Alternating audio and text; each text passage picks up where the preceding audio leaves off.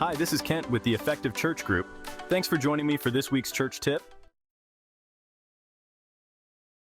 Today, we're diving into the power of preaching for transformation. So let's jump right in. Let's talk about how to create sermons that lead to transformation. First, determine who you're speaking to. A sermon for parents won't resonate with a childless couple. A message for Christians might miss the seekers in your audience. So decide who your sermon is for and craft your message accordingly.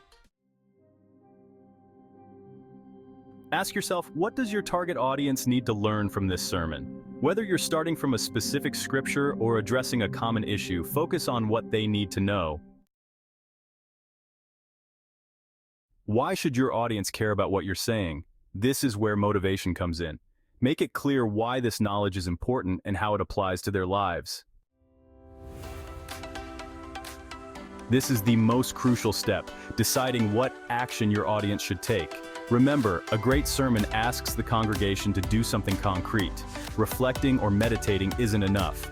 You want them to do something. Whether that's starting a new habit, having a conversation, volunteering, or attending a church event, the key is specificity and urgency.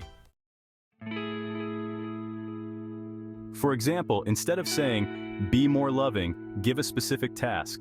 This week, reach out to someone of a different background and start a conversation, or volunteer 1 hour at a local charity. These are actionable steps that encourage immediate implementation. Let me share an example from one of my recent sermons. I asked my congregation to commit to specific actions, like inviting a friend to church or getting involved in a community outreach program. I provided a checklist of possible actions and gave them a deadline. This approach not only motivates but also fosters accountability. Remember, transformation doesn't happen because you preach a good idea.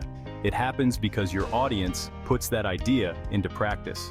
If you want your sermons to transform lives, make sure you're asking your listeners to take specific, actionable steps. As they put their faith into action, they'll experience personal transformation.